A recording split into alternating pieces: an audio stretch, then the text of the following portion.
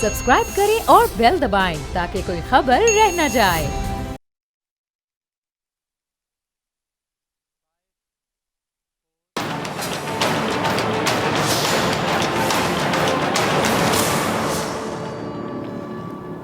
अस्सलाम वालेकुम नाजरीन, मैं हूं डॉक्टर फ़िज़ा अकबर ख़ान और मैं हूं पाकिस्तान और आप देख रहे हैं पाकिस्तान के सबसे बड़े न्यूज़ चैनल का नंबर 1 प्रोग्राम ऐसे नहीं चलेगा। नाज़रीन, हमारे मुल्क में बहुत टैलेंट मौजूद है और वहीं पर एक टैलेंट ये भी है कि हमारे यहाँ मज़ाह बहुत उम्दा किया जाता है, बड़ा बेहतरीन किया जाता है। यानी कॉमेडी हमारे मुल्क में बहुत अच्छे अंदाज में की जाती है। यहाँ माशाल्लाह से बहुत सारे अनगिनत कॉमेडी स्टार्स आए जिन्होंने ना सिर्फ मुल्की सतह पर बल्कि आप कह लें कि आलमी सतह पर भी, इंटरनेशनली भी बहुत नाम कमाया। क्योंकि कॉमेडी करना आपको पता है कि सबसे मुश्किल तरीन काम है। पर हमारे मुल्क में तो ये एजाज़ हासिल है कि इस मुल्क ने ऐसे बड़े बड़े मज़ाहनगार कॉमेडियन तख्लीक किए हैं जो आज भी अपनी मिसालात हैं जिनसे दुनिया ने सीखा।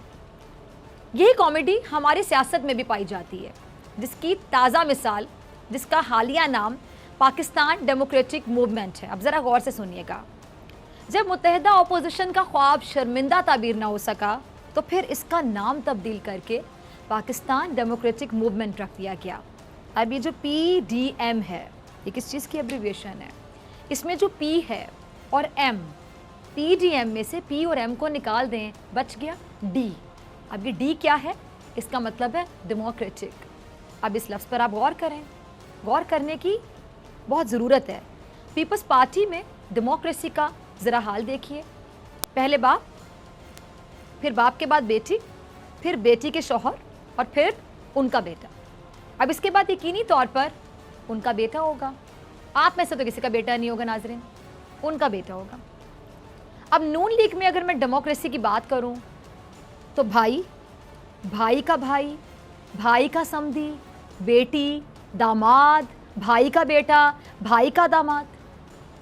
अब मौलाना फजलुर रहमान साहब की जमात की अगर बात करूं और इसी डी की बात करूं, इस डी को तलाश करूं उनकी जमात में, यानी डेमोक्रेसी को अगर मैं तलाश करूं तो मौलाना साहब के वालिद, फिर खुद मौलाना साहब और उसके बाद उनका बेटा और उसके बाद यकीनी तौर पे उनका बेटा होगा।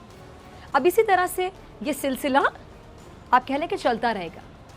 ये तीनों जमातें जो बाकायदा बादशाहत, जानशीनी और मरूसी सियासत की ज़िंदा मिसालें पाकिस्तानी सियासत में, ये इस मुल्क में बहाल कराने निकली हैं जमहूरियत। सोचिए ज़रा, क्या ये किसी मजाक से कम है? और इन्होंने अपने इत्तेहाद को नाम दिया है PDM का खिताब दिया इन्होंने, पाकिस्तान डेमोक्रेटिक मूवमेंट का। अभी किसी मजाक से कम नहीं है। ये लोग चौथी बार इक़्तिदार हासिल करने के लिए पाकिस्तान में जमहूरियत बहाल करने निकले हैं। ये कहते हैं कि पाकिस्तान में हकीकी जमहूरियत का नफाज बेहद ज़रूरी है। आपको इनसे ज़रा पूछे कि भाई आखिर आपकी नज़र में जो हकीकी जमहूरियत है ये होती क्या है, इसकी तारीफ़ क्या है, इसकी डेफिनेशन क्या है, आप कैसे डिफ़ाइन करेंगे इसे? कोई इनसे पूछे कि इनकी अपनी सियासी जमात में ये जो जमहूरियत है ये किस हद तक पाई जाती है, आया कि पाई भी जाती है या नहीं, या कितने जमहूरी फ़ैसले किए जाते हैं। इनसे कोई पूछे कि इनकी अपनी सियासी जमातों में इनके ख़ानदानों के अलावा कौन है जो जमहूरी तरीके से इनकी जमात का सरबरा बन सकता है। पीपल्स पार्टी का कौन सा सरबरा अपनी जमात में जमहूरी तरीके से मुंतखब हुआ है, ज़रा बताते हैं। जुल्फ़िकार अली भुट्टो साहब ने पीपल्स पार्टी बनाई, उनके बाद मोहतरमा बेनज़ीर शहीद को उनकी जगह मिली क्योंकि वो उनकी बेटी थी। फिर मोहतरमा बेनज़ीर शहीद के बाद उनकी कुर्सी संभाली आसिफ अली जरदारी साहब ने। क्यों मिली ये कुर्सी उन्हें? क्या वोटिंग हुई थी? बिल्कुल नहीं। फिर कैसे मिली? आसिफ अली जरदारी साहब के बाद ये कुर्सी मिली उनके बेटे को। कैसे कैसे बिलावल साहब अपनी जमात के सरबराह मुंतखब हुए? क्या जमहूरी अमल के ज़रिए हुए? अब इसी तरह मुस्लिम लीग नून को ले लें। मुस्लिम लीग नून का, इसका तो नाम ही ना, मुस्लिम लीग नून का तो नाम ही इसकी जमहूरियत की कलई खोलने के लिए काफ़ी है। पाकिस्तान मुस्लिम लीग नून मतलब पाकिस्तान मुस्लिम लीग नवाज शरीफ अपनी जमात के सरबरा कैसे मुंतखब हुए? उनके भाई को उनके बाद क्यों कायद बनाया गया? उनकी बेटी को क्यों जमात का नायब सदर बनाया गया? हमजा शहबाज किस मेरिट के तहत पंजाब के अगले वजीर आला के लिए तैयार थे? और मुस्लिम लीग नून में वजीर आज़म पाकिस्तान बनने के लिए वो कौन सा मयार है, कौन सा स्टैंडर्ड है जिस पर या तो नवाज शरीफ साहब पूरा उतरते हैं या फिर ये जो शहजादी साहिबा हैं मरियम नवाज साहिबा, यानी या बादशाह सलामत या बादशाह की बेटी। यानी इनकी अपनी जमातें हैं जो सिरे से ही जमहूरियत की बाकायदा नफ़ी करती हैं। उन्होंने इत्तेहाद बनाया है पाकिस्तान डेमोक्रेटिक मूवमेंट, PDM। अब ये क्या किसी मजाक से कम है नाजरीन? जिस पर ये इल्ज़ाम लगाते हैं कि वो इलेक्टेड नहीं सिलेक्टेड है, यानी इमरान खान साहब। उनकी पार्टी अब ज़रा देख लें आप। इमरान खान साहब पाकिस्तान के वज़ीर आज़म। पाकिस्तान के सदर कौन है? क्या इमरान खान साहब के चचा हैं, ताया हैं, भाई हैं, कज़न हैं, पड़ोसी हैं? कौन है? क्या भतीजे हैं, भांजे हैं? कौन है? उनका कोई रिश्तेदार? बिल्कुल नहीं। कौमी ख़जाने का मुशीर कौन है? वज़ारत इत्तलात किसके पास है? वज़ीर ख़ारिजा कौन है?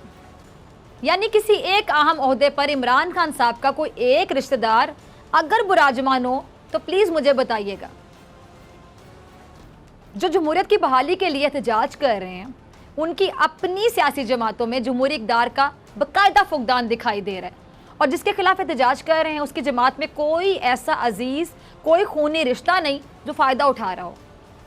अब यहाँ एक बात तो तय हो गई है, बल्कि वाज़े हो गई है, क्लियर हो गई है कि पाकिस्तान डेमोक्रेटिक मूवमेंट नामी ये जो ग्रुप है जिसमें नवाज शरीफ, आसिफ अली जरदारी और मौलाना फजल रहमान साहब की जमातें शामिल हैं, उनकी नज़र में जमहूरियत की तारीख है क्या? ये जो डेमोक्रेसी ना, इसमें पाकिस्तान डेमोक्रेटिक मूवमेंट में डेमोक्रेटिक या डेमोक्रेसी ये आखिर है क्या? इस डी का मतलब क्या है? ये क्लियर हो गया नाजरीन। और इसके अलावा भी इन लोगों के कई नाम नहाद जमहूरी मुतालबात भी हैं। अब वो क्या हैं ये ज़रा देखिएगा। इजलास ने एस्टेब्लिशमेंट की सियासत में बढ़ते हुए अमल दखल पर गहरी तशवीश का इजहार किया और उसे मुल्क की सलामती और कौमी इदारों के लिए ख़तरा करार दिया। इजलास ने मुतालबा किया कि एस्टेब्लिशमेंट सियासत में हर किसी किस्म की मुदाखलत फौरी तौर पर बंद करे। एस्टेब्लिशमेंट के तमाम इदारे आइन के तहत लिए गए हल्फ और उसकी मुतय्यन करदा हुदूद की पाबंदी और पासदारी करते हुए सियासत में मुदाखलत से बाज रहे। अच्छा, बुनियादी तौर पर ये जो APC का इनकाद था ये इमरान खान साहब से ज़्यादा, ज़रा मेरे अल्फाज पे गौर कीजिएगा, इमरान खान साहब से ज़्यादा फ़ौज के ख़िलाफ़ था। इसमें इमरान खान साहब से ज़्यादा फ़ौज के हवाले से बाकायदा ये तासुर बनाना था कि फ़ौज को सियासत से दूर रहना चाहिए, फ़ौज को सियासत में नहीं आना चाहिए। अब ये है पाकिस्तान डेमोक्रेटिक मूवमेंट का मुतालिबा। अब ये जो हज़रत फरमा रहे हैं कि फ़ौज को सियासत से दूर रहना चाहिए, इस्टेब्लिशमेंट को सियासत में दखल नहीं देना चाहिए, इन्हीं को एक और शख्सियत ने ना सिर्फ चैलेंज किया बल्कि इनके साथ बैठने वालों से मुतालिक एक बड़ा दावा किया। ज़रा देखिए। मैं चैलेंज करता हूँ आज फैसलाबाद में कि मौलाना फजलुर रहमान से लेके बिलावल तक सब तन्हाई में मिलते हैं, और आज मैं इल्ज़ाम लगा रहा हूँ कि मौलाना फजलुर रहमान भी 1-to-1 chief of army staff Qamar Javed Bajwa से मुलाकात कर चुके हैं। हफ्ते तक टीवी पे आकर मुझे बताया जाए कौन सा लीडर ये कहता है कि वो तन्हाई में नहीं मिलता कमर जावेद बाजवा के साथ। लीडर हो, कोई ऐसे ही थड़पूंछिया ना हो। तुम तन्हाइयों में मिलते हो और आवाम को धोखा देते हो।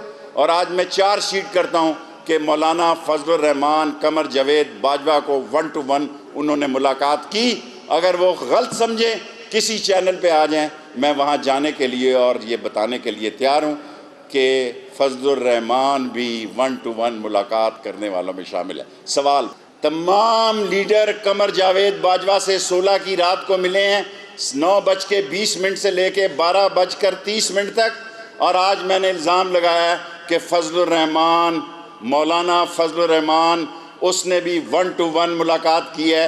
एक दफ़ा इनकार करे, मैं डेट और जगह बताऊंगा, लाहौर हफ्ते के दिन। अच्छा, फ़ौज सियासत से दूर रहे, लेकिन हम सब फ़ौज से सियासी मामलात डिस्कस करने आर्मी चीफ के दर पर हाज़िरी देते जाते रहेंगे। देख लें आप। फ़ौज को चाहिए कि वो सियासी मुदाखलत ना करे, लेकिन हम अपने मुकदमात और अपने सियासी मसाइल लेकर आर्मी चीफ के दर पर जाएंगे तो कोई मसला नहीं है जी, होना भी नहीं चाहिए। फ़ौज को चाहिए कि वो सियासत से पाक हो जाए, लेकिन हमें जब मुश्किल हो, जब परेशानी हो, हम सियासत को जब ख़तरा महसूस करें, हमें जब भी जेलें नज़र आ रही हों, हमें जब भी रिलीफ चाहिए हो, हम सीधे जाएंगे आर्मी चीफ के पास और उनसे मुलाकातों के लिए वक्त भी मांगेंगे। फ़ौज सियासत में दखल अंदाजी ना करे। फ़ौज सियासत में दखल दे रही है या आप बताएं कि आप खुद जाकर फ़ौज से सियासी मसाइल का हल पूछ रहे हैं? ये बात ज़रा क्लियर कीजिए। अब बल्कि क्लियर है, आपने क्या क्लियर करनी, बात तो खुद क्लियर हो गई। फ़ौज को सियासत में दिलचस्पी है या आप लोग अपने मुफाद के लिए फ़ौज को सियासत में क्या कहते हैं, घसीटते हैं? APC अलामिया एस्टैब्लिशमेंट के ख़िलाफ़ था, इसमें कोई दो राय नहीं है। APC का बुनियादी नुक्ता और मुतालबा ये था कि फ़ौज सियासत से दूर रहे, सबको समझ आ गया। मगर इस APC से चंद दिन पहले शहबाज शरीफ और APC में जो शरीक सियासतदान है, आर्मी चीफ और DG ISI के साथ डिनर और लंबी बैठक लगा चुके थे। अब इसका क्या मतलब? सादिक संजरानी साहब, असद कैसर, आज़ाद कश्मीर के वज़ीर आज़म राजा फ़ारूक हैदर साहब, सिराजुल हक साहब, शहबाज शरीफ, बिलावल जरदारी, ख्वाजा आसिफ, शेर रहमान, मौलाना फजल रहमान साहब के बेटे जो असदुर रहमान साहब है, वो भी, ये तमाम अफराद उस मीटिंग का हिस्सा थे। लेकिन किसी ने APC से पहले, APC के दौरान या APC के बाद में किसी मुलाकात की हवा तक ना लगने दी। बड़े सियाने हैं आप लोग। और जब बातें बाहर आई तो कौम को फिर मालूम हुआ कि जमहूरियत का ये राग लापने वाले ये जो अफराद हैं, अपने सियासी मसाइल के हल के लिए खुद जाते हैं फ़ौज के पास, और जब ये बात सामने आ जाए तो कहते हैं कि कौमी सलामती के मामलात डिस्कस करने गए थे। लेकिन सुना तो ये भी जा रहा है कि इस मीटिंग में हर टॉपिक पर, हर मौजू पर बात हुई है। इलेक्शन धांधली पर बात हुई, बल्कि शिकवा किया गया कि इलेक्शन में धांधली हुई है, और इस पर कहा गया कि आपका कोई एक इलेक्शन ऐसा बता दें जिस पर आप सब मुत्तफिक हों कि ये इलेक्शन हमें शफाफ लगता है, ये इलेक्शन शफाफ हुआ। आप भी अजीब लोग हैं। चीफ इलेक्शन कमिश्नर खुद लगाएं और उस पर खुद ही तनकीद करें, चेयरमैन नैब खुद लगाएं और फिर उस पर खुद ही तनकीद करें। और आर्मी चीफ ने वाज़ेह पैगाम दिया है कि मेरी ख्वाहिश है कि अगला इलेक्शन फ़ौज के बगैर हो। वैसे बड़ी अच्छी ख्वाहिश का उन्होंने इजहार किया और आप लोगों को बड़ा मुंह तोड़ जवाब। फिर ये कहते हैं कि जी इस मीटिंग में तो कौमी सलामती के मामलात पर बहस हुई है, और सुना ये भी जा रहा है कि मौलाना फजल रहमान साहब के बेटे ने जाली मैंडेट और जाली असम्बलियों के हवाले से बात की। तो जवाब क्या मिला, सुने ज़रा, कि वैसे तो आप कहते हैं कि असम्बलियाँ जाली हैं, मगर जब आपके वालिद साहब उन्हीं असम्बली से सदारती इलेक्शन लड़ते हैं तो वही असम्बलियाँ फिर असली हो जाती हैं, क्योंकि जो सदारती इलेक्शन है वो आपके वालिद साहब ने लड़ा था। और अगर वो सदर मुंतखब हो जाते तो फिर ये असम्बलियाँ मुस्तकिल तौर पर असली हो जाती हैं, फिर तो जाली का सवाल ही पैदा नहीं ना होता। ये पाकिस्तान डेमोक्रेटिक मूवमेंट वाले कहते हैं कि हम तो कौमी सलामती के इशू पर बात करने गए थे, लेकिन सुना तो ये भी जा रहा है कि वहाँ सियासत में फ़ौजी मुदाखलत पर भी बात हुई। अब उस पर क्या कहा गया, सुने ज़रा। उस पर ये कहा गया कि 4 सालों में फ़ौज की जानिब से कोई एक सियासी बयान बता दें। आर्मी चीफ किसी को मिलने घर गए हों या किसी से मिलने की दरख्वास्त की हो उन्होंने? बिल्कुल नहीं, बल्कि आप तमाम जमहूरी लोग ही मिलने आते हैं। ना आया करें मिलने। आप सबके मसाइल होते हैं कि ये कर दें, वो कर दें, ये ना करें, वो ना करें। आप अपने सारे काम खुद करें और हमें सियासत से दूर रखें। ये कहते हैं कि हम तो उस मीटिंग में नेशनल सिक्योरिटी पर बात करने के लिए तशरीफ़ लेकर गए थे, लेकिन सुना ये भी जा रहा है कि शहबाज शरीफ साहब ने इसी मीटिंग में कहा कि वज़ीर आज़म इमरान खान अपोजिशन के हवाले से बहुत तज़हीक आमेज़ बयानात देते हैं, जिस पर जवाब क्या मिला ज़रा वो भी सुन लें। जवाब ये मिला कि जो कहेगा वो एक दिन भुगतेगा। वज़ीर आज़म की तकरीरें, बयानात उनके सामने आ रहे हैं, लेकिन शहबाज शरीफ आपने भी तो पेट फाड़ने, सड़कों पर घसीटने और चौक पर लटकाने की बातें की थी, जिस पर शहबाज शरीफ साहब ने कहा कि मैं इस पर माफ़ी मांग चुका हूँ। कहा गया कि आपने मोटरवे रेप केस पर भी अजीबो गरीब से तकरीर की थी। और शहबाज शरीफ साहब बोले कि मैं इस पर भी माफ़ी मांग चुका हूँ। वैसे शहबाज शरीफ का फेवरेट काम है कि ब्लंडर्स करने के बाद माफ़ी मांग लेना, जैसे ब्लंडर ख़त्म हो गया माफ़ी मांगने के फ़ौरन बाद। फिर क्या कहा गया, किस तरह तो CCPO लाहौर भी माफ़ी मांग चुके हैं, कबूल कर लें फिर उनकी माफ़ी। अब ये है इनके बुनियादी मुतालबे की असल कहानी। ये पहली बार नहीं है, पाकिस्तान की सियासत में ऐसा कई बार हुआ है कि सियासतदान खुद आर्मी चीफ के पास अपने सियासी मसाइल के हल के लिए जाते हैं। में जब आर्मी इंटरवीन करती है तो ये लोग जमहूरियत का, डेमोक्रेसी का रोना रोते हैं। ये पूरी APC में जिस मुतालबे पर, जिस बात पर सबसे ज़्यादा जोर देते रहे वो ये था कि आर्मी का सियासत में कोई किरदार नहीं होना चाहिए। और आर्मी चीफ ये वाजे कर चुके हैं कि फ़ौज किसी भी सियासी मामले में मुदाखलत करना ही नहीं चाहती, लेकिन क्योंकि इन जमहूरी अफराद की सियासत ही फ़ौज मुखालिफ है, इसलिए ये बारहा इसकी बात करते हैं। एक और साहब वही मुतालबा कर रहे थे जो कि मौलाना फजलुर रहमान साहब ने भी किया था, बिलावल साहब ने एक मुतालबा किया था। अगर क्लिप है टीम तो ज़रा चलाइएगा। जो कुव्वतें हैं, ये जो इस्टेब्लिशमेंट है जिसने हमारा आवाम से जमहूरियत छीनी है, जिसने ये कठपुतली निज़ाम हम पर मुसल्लत किया है, उनको अब हमें समझाना पड़ेगा। हमें उनके सामने आवाम का मुतालमा डालना पड़ेगा कि हमें इस मुल्क के अवाम को आज़ादी दो। हमें मुतालबा करने पड़ेगा कि हमारा लेवल प्लेइंग फील्ड नहीं था जनरल इलेक्शंस में, आपको हमें लेवल प्लेइंग फील्ड देना पड़ेगा। ना सिर्फ इलेक्शंस में लेवल प्लेइंग फील्ड देना पड़ेगा, लेकिन जगह जगह जहां ऑपोजिशन से ये हक छीना गया है, चाहे वो अदालत में हो जहां ऑपोजिशन को लेवल प्लेइंग फील्ड नहीं मिलता, चाहे वो मीडिया पे हो जहां ऑपोजिशन को लेवल प्लेइंग फील्ड में नहीं मिलता, और अब पार्लियामान में भी ये है कि ऑपोजिशन को लेवल प्लेइंग फील्ड नहीं है। फ़ौज को सियासत से दूर रहना चाहिए, फ़ौज को सियासत में कोई किरदार अदा करना ही नहीं चाहिए। सिपा सलार तो यहाँ तक कह चुके हैं कि अगला इलेक्शन वो चाहते हैं कि फ़ौज के बगैर हो। सियासी जमातें ऐसी कानून साजी करें, और ये खुद बिलावल जरदारी साहब भी कह रहे हैं। ज़रा बिलावल का अगला क्लिप देखिएगा। इस मीटिंग का जो खुशाइंद बात है, जो एक वेलकम बात है कि चीफ ऑफ आर्मी स्टाफ भी एग्री करता है कि गिलगित बल्तिस्तान के इलेक्शंस को फ्री एंड फेयर होना चाहिए। आगे जाके इन हमारे जो चीफ ऑफ आर्मी स्टाफ है उसका भी ये ख्वाहिश है कि जो हमेशा इलेक्शंस हमारे इतना मुतनाज़ा रहते हैं वो ना हो, और हम इस किस्म का इलेक्शन रिफॉर्म्स करें। अब जरा नाज़रीन आपने इनकी बात पे गौर किया, बिलावल जरदारी साहब की, यानी बिलावल जरदारी साहब भी ये बात मान चुके हैं कि फ़ौज ने एक बार नहीं बल्कि बारहा ये बात बाबर करा दी है कि वो सियासत में नहीं आना चाहती, और ना ही अगले इंतखाबात में कोई खिदमात अंजाम देने में कोई दिलचस्पी रखती है। लेकिन यही बिलावल साहब जो मुतालबा कर रहे थे कि फ़ौज सियासत से दूर रहे, अब वो शफाफ इंतखाबात के लिए भी फिर इसी फ़ौज की तरफ देख रहे हैं। अब मैं क्या कहूँ, ज़रा देखिए।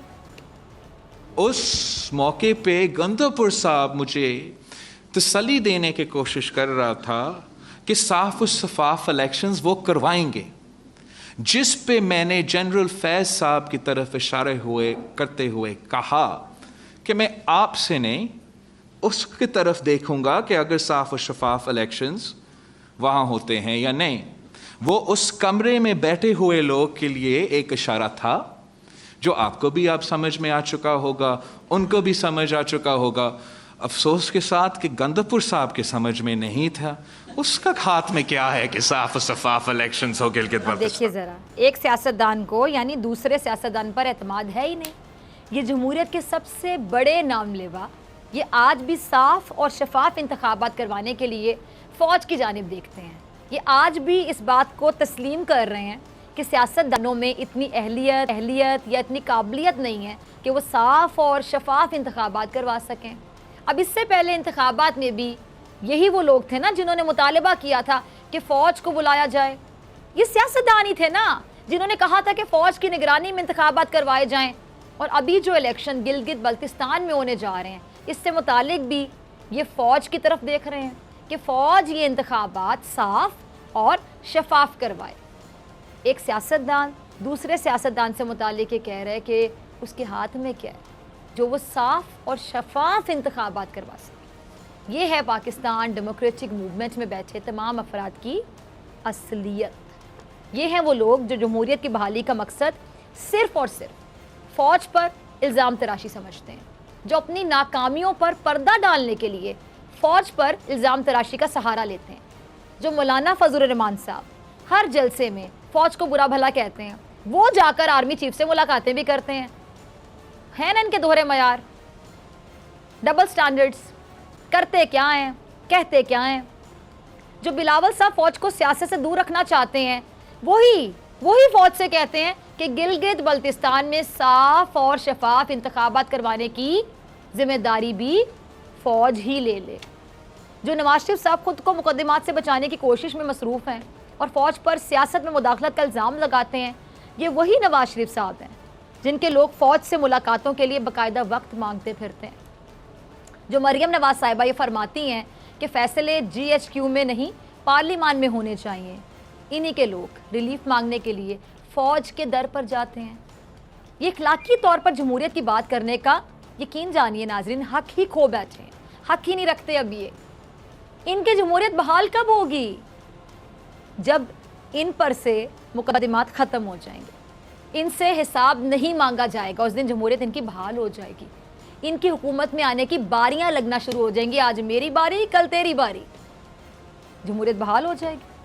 ये और फिर इनके बच्चों की बारी, जमहूरियत बहाल ही बहाल, और फिर उनके बच्चों के बच्चों की बारी। इस मुल्क पर हुकूमत करते रहे इनके बच्चे और उनके बच्चे और उनके बच्चे, ये चाहते हैं, ये इनकी जमहूरियत की डेफिनेशन। मौलाना साहब करोड़ों की लस्सी पीते रहेंगे, जमहूरियत जिंदाबाद, और जब मुश्किल आएगी तो बैकडोर मुलाकातें रहेंगे और बाहर आकर कुछ और बातें करते रहेंगे, यानी करेंगे कुछ, कहेंगे कुछ, करेंगे कुछ, बताएंगे कुछ। ये है इनकी असलियत, ये है पाकिस्तान डेमोक्रेटिक मूवमेंट की हकीकत और असलियत। मैंने कहा था ना प्रोग्राम के आगाज़ में कि पाकिस्तान में कॉमेडी का टैलेंट भरा पड़ा है, और ये सियासी कॉमेडी की बेहतरीन मिसाल है जिसका नाम है पाकिस्तान डेमोक्रेटिक मूवमेंट। मिलते हैं ब्रेक के बाद।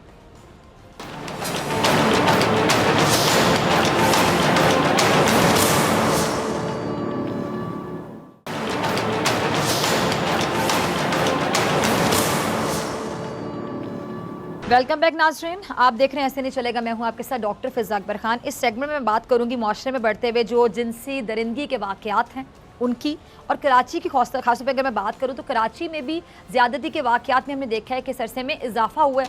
पुलिस की परफॉर्मेंस पर बहुत सवाल उठाए जाते हैं कि आखिर कारकर्दगी क्या है, और पुलिस ने ऐसे कितने वाक़यात हैं जिनके मुजरिमों को अपनी गिरफ्त में ले लिया है। मेरे साथ मौजूद हैं सेगमेंट में एडिशनल IG सिंध पुलिस जनाब डॉक्टर जमील साहब। डॉक्टर साहब बहुत शुक्रिया ज्वाइन करने के लिए। डॉक्टर साहब, कराची में हम देख रहे हैं कि जिनसी जो दरिंदगी है, ज़्यादती है, इसके वाक़यात बढ़ते चले जा रहे हैं, और आप भी इस बात से अग्री करेंगे कि बहरहाल तहफ़्फ़ुज़ पुलिस ने प्रोवाइड करना है, और जब भी ऐसे कोई वाक़यात होते हैं तो सबसे ज़्यादा तनकीद का सामना पुलिस को ही करना होता है। तो सिंध पुलिस ने कितनी कामयाबी हासिल की है और कितने मसाइल का सामना करना पड़ता है आप लोगों को ऐसे जो मामलात हैं इनकी इन्वेस्टिगेशन में, या इनको ऐसे मुजरिमान को कैफरे किरदार तक पहुँचाने में?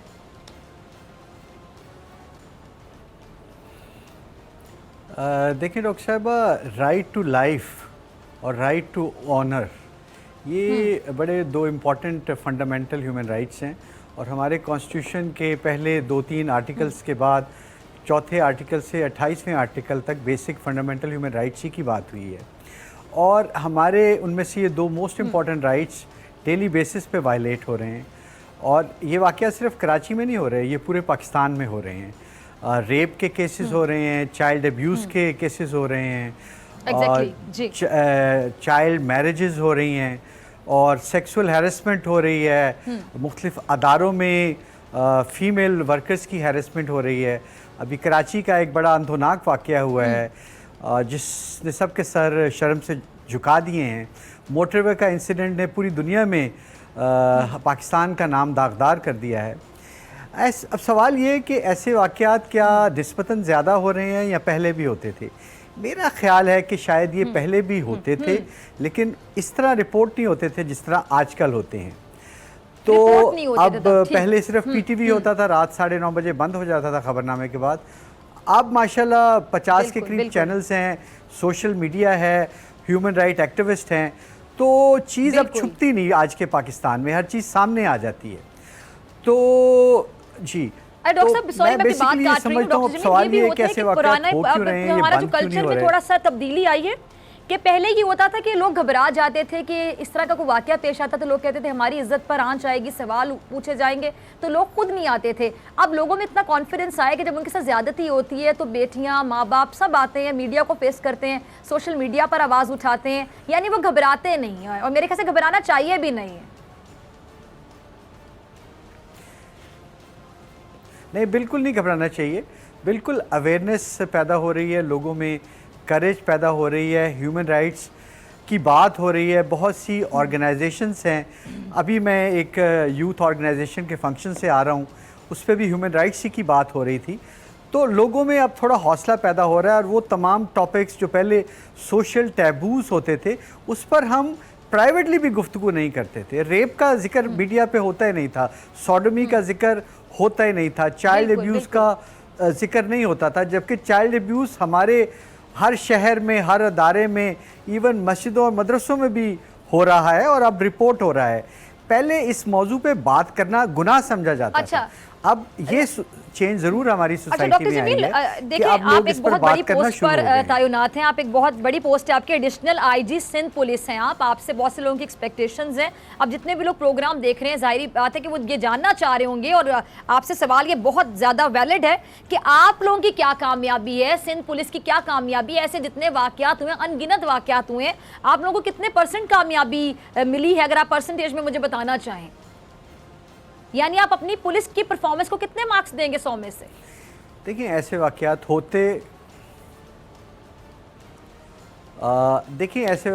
होते तो पूरी दुनिया में हैं। अब हर घर में CNN और BBC भी आता है और चैनल्स भी आते हैं।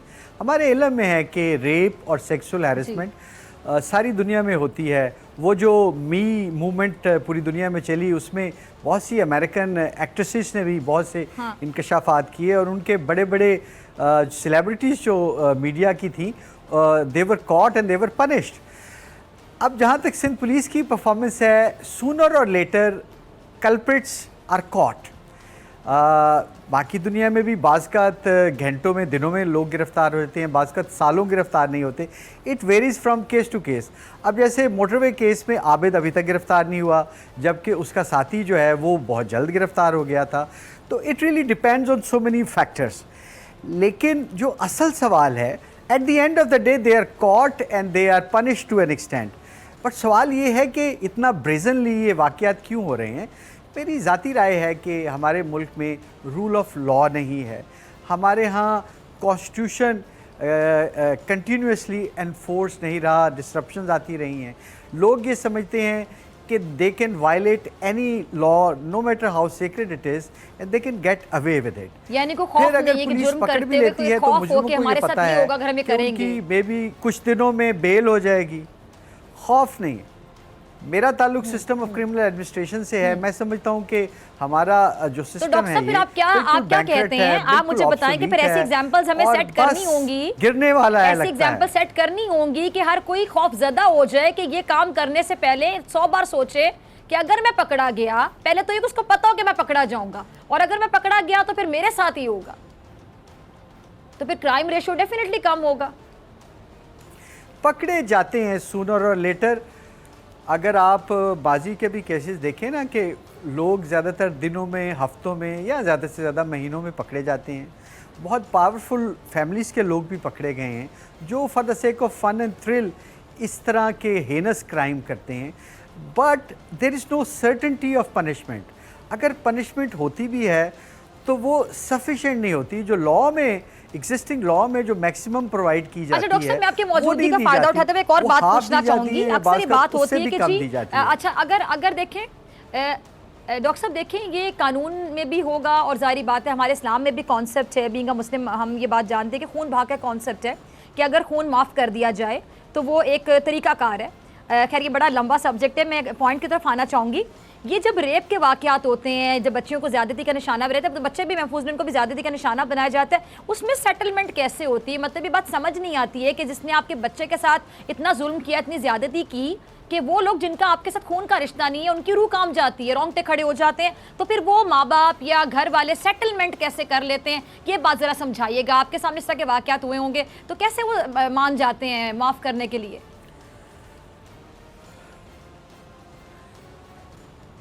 देखिए, नॉर्मली जो है जिनके साथ जुल्म होता है वो रिलेटिवली पूरर सेक्शन ऑफ सोसाइटी से ताल्लुक़ रखते हैं, मार्जिनलाइज सेक्शंस ऑफ सोसाइटी से ताल्लुक़ रखते हैं, और वाक़या हो जाता है। इनिशियली पब्लिक सपोर्ट होती है, मीडिया सपोर्ट होती है, लेकिन फिर लोग भूल जाते हैं, मीडिया भी दूसरे वाक़यात में बिज़ी हो जाता है और उनके ऊपर हर तरह का प्रेशर पड़ रहा होता है।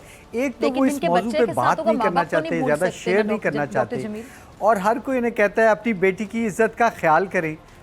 जी जी, मेरा ख्याल है ये जो मुसलसल प्रेशर उन पे पड़ता है, फिर उन्हें लालच भी दी जाती है, प्रेशर वो नहीं भूल सकते। लेकिन हमने देखा है कई केसेस में वो कई हफ्ते कई महीने रेजिस्ट करते हैं, लेकिन हमारा मुआशरा बड़ा जालिम है।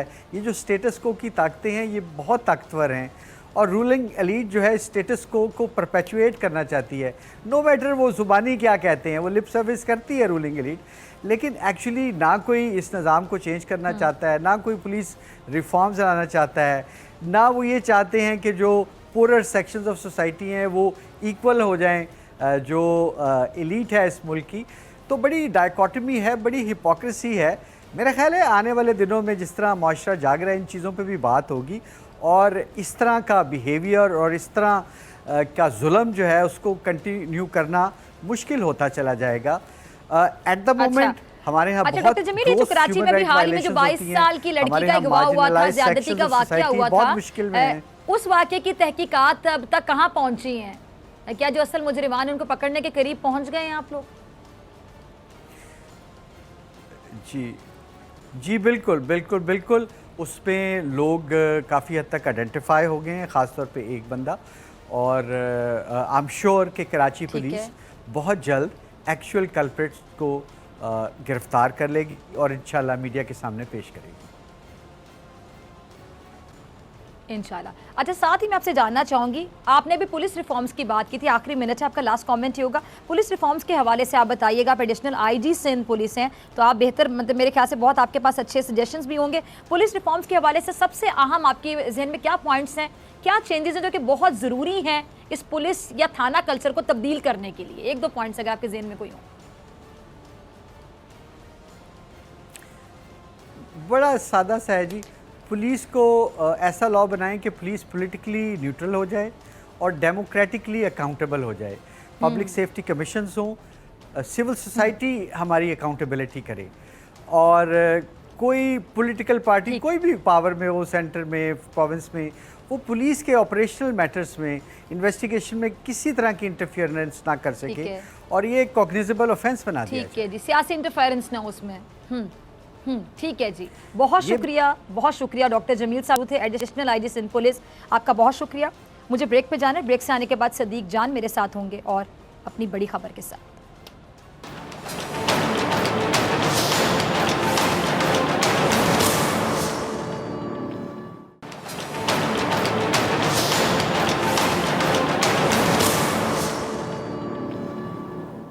वेलकम बैक नाज़रीन, आप देख रहे हैं ऐसे नहीं चलेगा, मैं हूं आपके साथ डॉक्टर फ़िज़ा अकबर खान। मेरे साथ इस सेगमेंट में हमेशा की तरह मौजूद हैं नुमाइंदा खुसूसी सदीक जान अपनी बड़ी खबर के साथ। जी सदीक, आपकी बड़ी खबर क्या आज? बड़ी खबर यह है कि पीपल्स पार्टी के अंदर जो है वो आवाज़ बुलंद हुई है, और पीपल्स पार्टी के अंदर से आवाज़ें आने लग गई हैं कि पीपल्स पार्टी की क़यादत को मुस्लिम लीग नून से अस्करी क़यादत के साथ होने वाली मुलाकातों और राब्तों के बारे में इनसे वजाहत तलब की जाए। पीपल्स पार्टी का मौक़िफ़ यह है कि जो पार्लिमानी रहनुमाओं का इजलास हुआ उसमें तो सबको पता है कि सबसे मुराद यह है कि सब पॉलिटिकल पार्टीज़ को पता है कि उनके जो पार्लिमानी रहनुमा थे वो गए हैं, लेकिन जो मुस्लिम लीग नून की मुलाकातों का एक के बाद एक खबर सामने आ रही है, और साथ ही मौलाना फजल रहमान की मुलाकातों की खबर सामने आ रही है, तो पीपल्स पार्टी के कुछ रहनुमाओं का ये ख्याल है कि अपोजिशन को, मुतहदा अपोजिशन को, पीपल्स पार्टी नून लीग और मौलाना फजल रहमान दोनों से ये वजाहत तलब करनी चाहिए कि आखिर किस तरह से आप जो है वो अस्करी क़यादत के साथ खुफिया मुलाकातें कर रहे थे।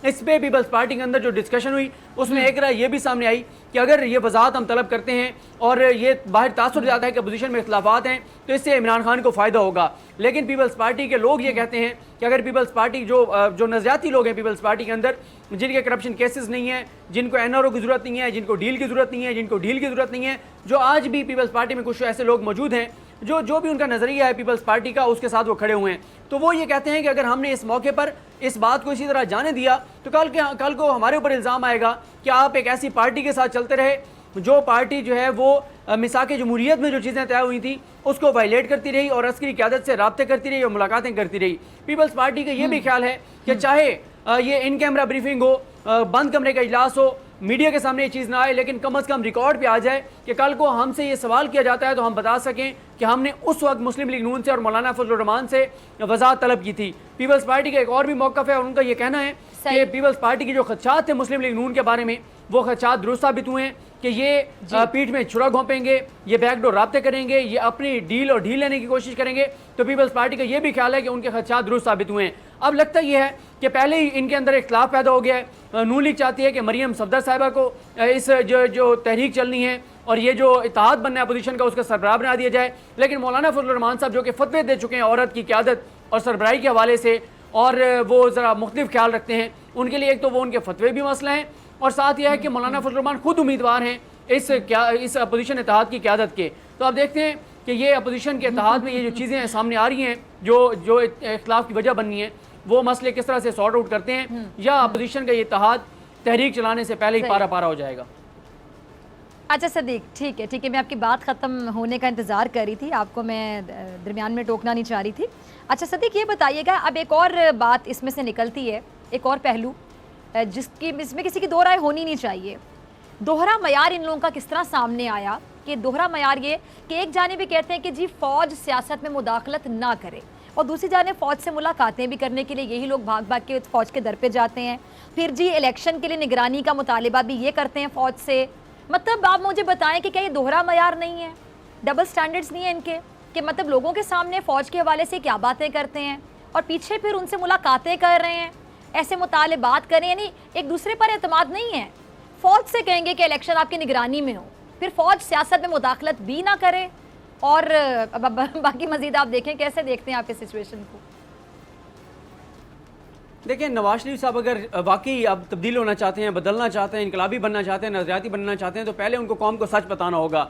उनको ये इतराफ़ करना होगा कि उनकी सियासी पैदाइश जनरल जिलानी की गोद में हुई, उनकी सियासी परवरिश जो है वो जनरल ज़ियाउल हक ने की। उसके बाद जब वो इक़्तिदार में आते रहे, उनको इक़्तिदार मिलता रहा, वो फ़ौज की वजह से मिलता रहा। 2013 से पहले शहबाज शरीफ और चौधरी निसार जाकर कहाँ मुलाकातें करते थे, और उसके बाद उससे पहले भी अगर आप देख लें कि तो एक जो जिसको डिक्टेटर कहते हैं परवेज़ मुशर्रफ को, उन्हीं के साथ ये डील करके मुआहदा करके और बाहर गए थे। और अभी भी आप देखें कि जब अभी नवाज शरीफ साहब जो हैं वो क्यों जो है ये जो अगस्त के आखिरी हफ्ते में और सितंबर के पहले हफ्ते में क्यों मुलाकातें करवाई जा रही थी, उसकी वजह यह है कि ये वही दिन है जब नवाज शरीफ साहब को इस्लामाबाद हाई कोर्ट की जानिब से इश्तिहारी करार देने का प्रोसेस शुरू होने वाला था, जब एहतसाब अदालत की जानिब से उनको इश्तिहारी करार दिया जाना था, जब उनकी मेन अपीलें फिक्स थी, जब उनको वापस लाने के लिए और उनको मौका देने के लिए, सरेंडर करने के लिए 9 दिन की मोहलत मिलनी थी। ये सारी ऐसी चीज़ें हो रही थी जिस दौरान ये मुलाकातें हो रही थी। तो आप ये देखें कि एक तरफ कहते हैं कि फ़ौज का किरदार नहीं होना चाहिए, लेकिन कहते हैं कि फ़ौज का किरदार जो है वो गैर जानिबदाराना नहीं होना चाहिए।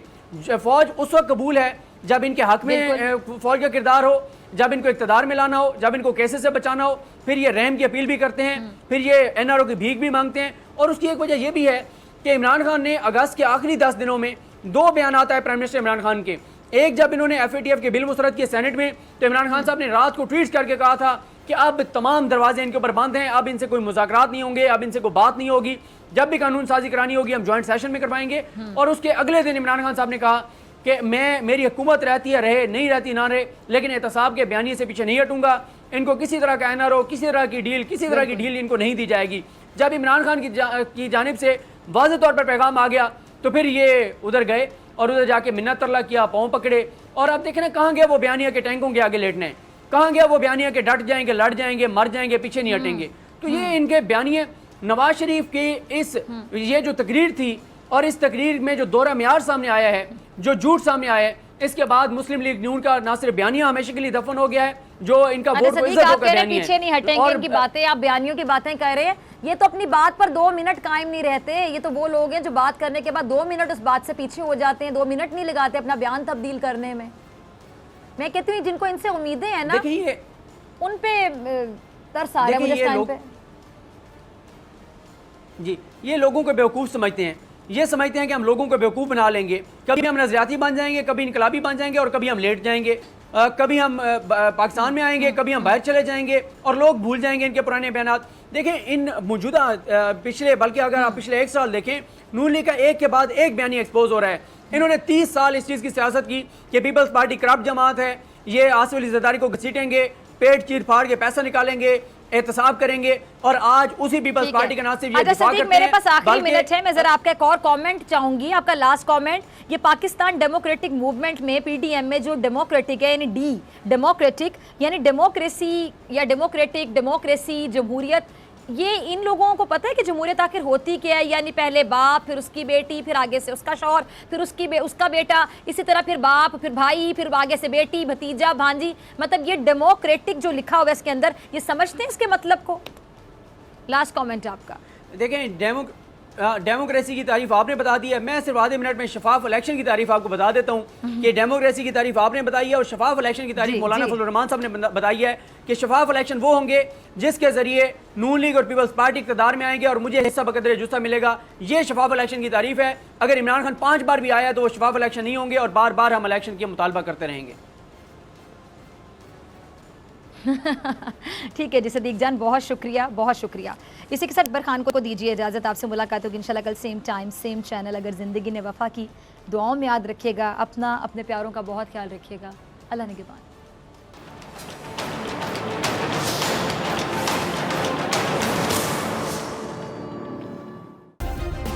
सब्सक्राइब करें और बेल दबाएं ताकि कोई खबर रह न जाए।